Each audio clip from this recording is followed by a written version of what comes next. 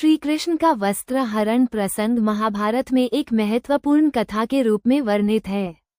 ये प्रसंग द्रौपदी के चीरहरण से अलग है और श्री कृष्ण के बाल्यकाल से संबंधित है। ये घटना श्री कृष्ण की लीला, उनके उद्देश्यों और तत्कालीन समाज की परंपराओं को दर्शाती है। इस कथा के पीछे कई आध्यात्मिक, सांस्कृतिक और नैतिक पहलू जुड़े हुए हैं, जिन्हें समझना आवश्यक है। कथा का संक्षिप्त परिचय। जब श्री कृष्ण बाल्यावस्था में थे, तब वे वृंदावन में अपने सखाओं के साथ अनेक लीलाएं करते थे। वे अपनी चंचलता और बालसुलभ खेलों के लिए प्रसिद्ध थे।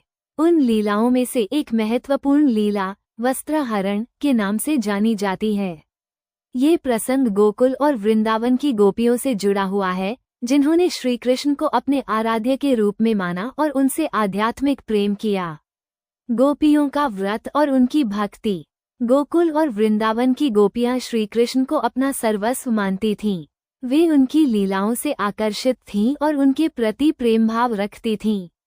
उन्होंने भगवान शंकर की अर्धांगिनी देवी कात्यायनी की आराधना करने का निश्चय किया ताकि उन्हें श्री कृष्ण पति रूप में प्राप्त हो सकें।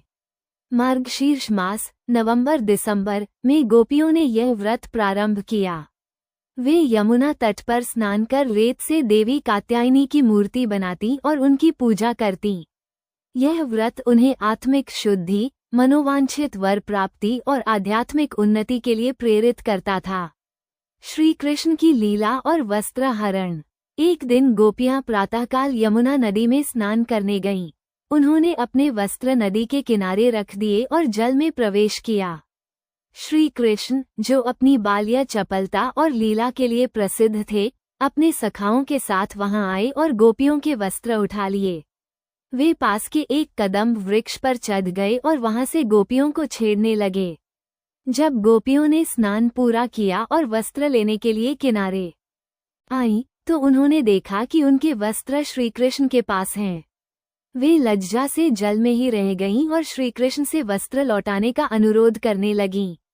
श्री कृष्ण ने हंसते हुए कहा, तुम सब अपने अपने वस्त्र लेने के लिए जल से बाहर आओ और हाथ जोड़कर विनती करो, तभी तुम्हारे वस्त्र वापस मिलेंगे। गोपियां पहले संकोच में पड़ीं, लेकिन वे जानती थीं कि श्री कृष्ण कोई साधारण बालक नहीं हैं। वे उनके प्रेम में समर्पित थीं। अंततः वे जल से बाहर आईं और श्री कृष्ण से प्रार्थना की। श्री कृष्ण ने उन्हें बताया कि यह घटना केवल एक लीला नहीं थी, बल्कि उनका आध्यात्मिक परीक्षण था। जब गोपियों ने पूर्ण समर्पण भाव से उनकी शरण ली, तब उन्होंने प्रसन्न होकर उनके वस्त्र लौटा दिए। इस लीला का आध्यात्मिक और सांस्कृतिक महत्व।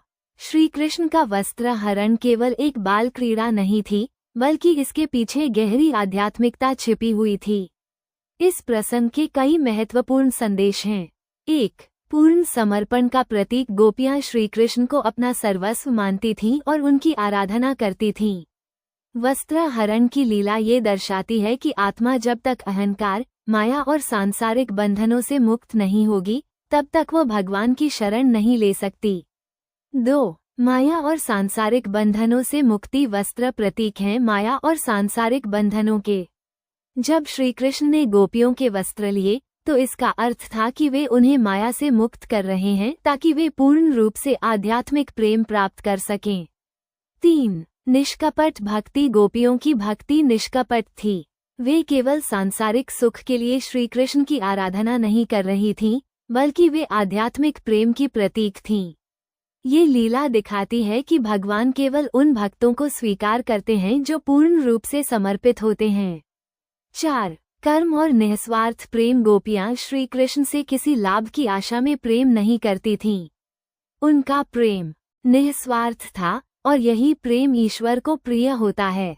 श्री कृष्ण ने अपने इस व्यवहार से दर्शाया कि सच्ची भक्ति में कोई स्वार्थ नहीं होना चाहिए। समाज में इस प्रसंग की व्याख्या। हालांकि कुछ लोग इस प्रसंग को केवल एक बाल क्रीड़ा के रूप में देखते हैं, परंतु वास्तव में यह एक गहरी आध्यात्मिक शिक्षा प्रदान करता है। समाज में इसे कई दृष्टिकोणों से देखा गया है। 1. नैतिक दृष्टि से श्री कृष्ण ने इस लीला से यह संदेश दिया कि भक्ति केवल बाहरी कर्मकांड तक सीमित नहीं होनी चाहिए, बल्कि इसे पूर्ण आत्मसमर्पण और शुद्ध मन से किया जाना चाहिए। 2. सांस्कृतिक दृष्टि से यह घटना ये भी दर्शाती है कि प्राचीन भारतीय संस्कृति में नारी को कितना सम्मान दिया जाता था। श्री कृष्ण ने गोपियों की भक्ति को स्वीकार करके ये स्पष्ट किया कि सच्ची भक्ति में कोई भेदभाव नहीं होता। 3. आध्यात्मिक दृष्टि से आत्मा और परमात्मा के बीच के प्रेम को दर्शाने के लिए इस कथा को उपनिषदों और भक्ति ग्रंथों में विशेष महत्व दिया गया है।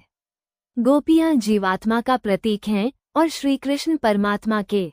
जब जीवात्मा अपने सांसारिक वस्त्र माया का त्याग करके परमात्मा की शरण लेती है, तभी उसे सच्ची मुक्ति प्राप्त होती है। निष्कर्ष: श्री कृष्ण का वस्त्र हरण प्रसंग केवल एक साधारण कथा नहीं है, बल्कि यह भक्ति, आत्मसमर्पण और आध्यात्मिक उन्नति का प्रतीक है। गोपियों की भक्ति निस्वार्थ थी और श्री कृष्ण ने अपनी इस लीला के माध्यम से यह संदेश दिया कि जब भक्त अपनी समस्त सांसारिक इच्छाओं और अहंकार को त्याग कर केवल भगवान की शरण में आता है, तभी वो सच्ची भक्ति और मोक्ष प्राप्त कर सकता है। इस प्रकार ये प्रसंग न केवल धार्मिक बल्कि आध्यात्मिक दृष्टि से भी अत्यंत महत्वपूर्ण है। ये हमें सिखाता है कि सांसारिक बंधनों से मुक्त होकर ईश्वर की भक्ति में लीन होना ही सच्चा प्रेम और भक्ति का मार्ग है।